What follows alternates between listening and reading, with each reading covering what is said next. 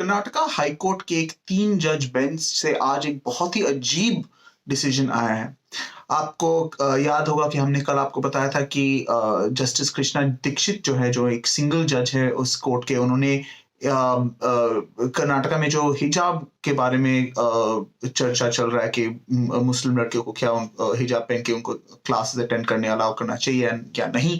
उसके बारे में जो पिटिशंस थे, एक सिंगल जज जो थे जस्टिस कृष्णा दीक्षित ने बड़े बेंच को रेफर किया था। आज बड़े बेंच ने बैठ के बोला कि हाँ, हम इसको सुनते रहेंगे। मंडे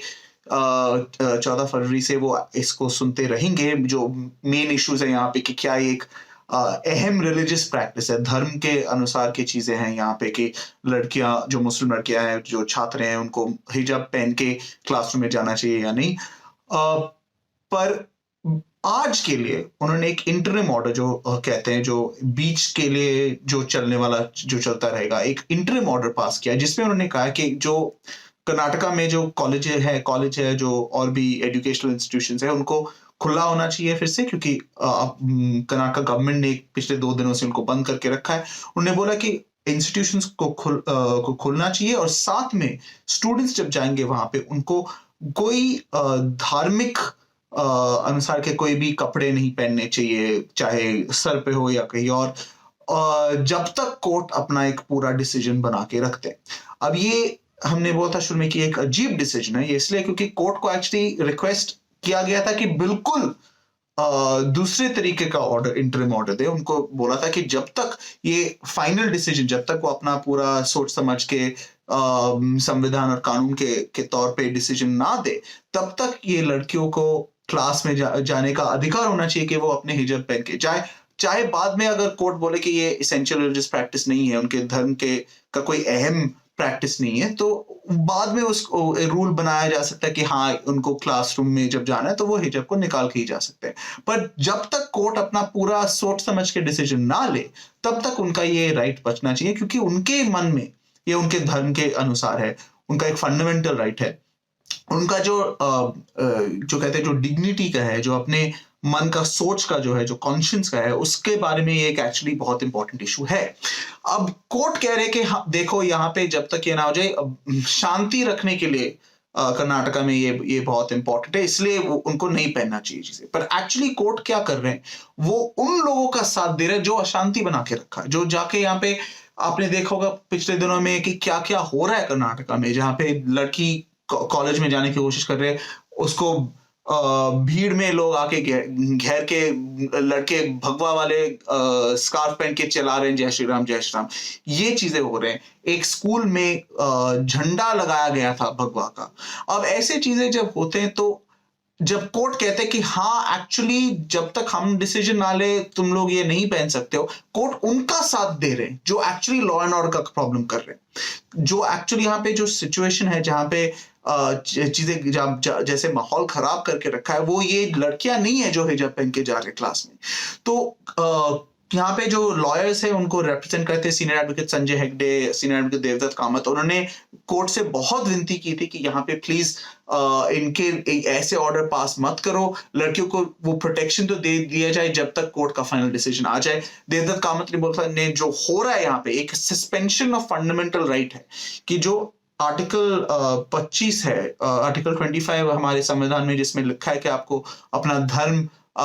को प्रैक्टिस करने के लिए आपको आजादी है, वो उसको एक्चुअली यहाँ पे कोर्ट क्या कह रहे हैं कि कुछ दिनों तक उसको सस्पेंड किया जा रहा है इन लड़कियों के लिए। क्योंकि अगर अब सोचो, अगर 1 हफ्ते में या 2 हफ्ते में कोर्ट बोलते कि हाँ, ये आपके लिए एक अहम धार्मिक प्रैक्टिस है, आपके संस्कार है, तो फिर क्या हुआ? 1 महीने, 1 हफ्ते, 2 हफ्ते तक आपने बोला है कि अब तुम्हारा हक ये नहीं है, तुम्हारा फंडामेंटल राइट को लेके कोर्ट ने जाके उसको सस्पेंड किया। और ये एक बहुत ही डेंजरस चीज है। जब हम देखते हैं कि जब इंटरिम ऑर्डर्स होते हैं, उसके लिए एक 3 स्टेज का टेस्ट होता है। पहले होता है कि क्या यहाँ पे एक प्राइमा फेशी केस है, इसका मतलब ये कि क्या यहाँ पे जब आप कुछ रिक्वेस्ट कर रहे हो कोर्ट से, आपका कुछ एक्चुअल कारण है, आपका कुछ एक्चुअल अधिकार है, कुछ हक है। अब यहाँ पे अगर हम देख ले, एक्चुअली लड़कियों के लिए एक आर्गुमेंट बहुत अच्छा है, क्योंकि केरला हाईकोर्ट ने 2016 में एक्चुअली ये बोला था, एक मेडिकल एंट्रेंस एग्जाम के लिए रिक्वेस्ट किया गया था कि उनको हिजाब पहन के जाना देना चाहिए। कोर्ट ने आर्गुमेंट सुन के बोला कि हाँ, ये एक अहम रिलीजियस धार्मिक संस्कार है, ये एक एसेंशियल रिलीजियस प्रैक्टिस है और इसलिए उन्होंने उसमें अलाउ किया था।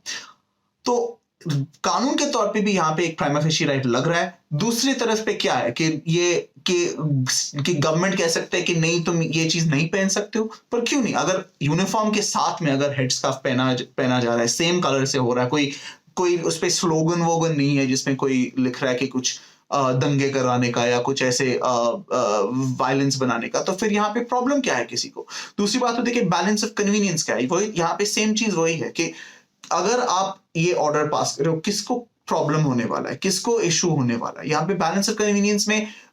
किसी को प्रॉब्लम नहीं होगा अगर कोर्ट ने इंटरिम ऑर्डर पास किया था इन लड़कियों को के राइट को प्रोटेक्ट करने के लिए, और बाद में चीज होता है कि किसको हार्म हो रहा है यहाँ पे, कि किसको प्रॉब्लम होगा इसको बाद में, किसके जो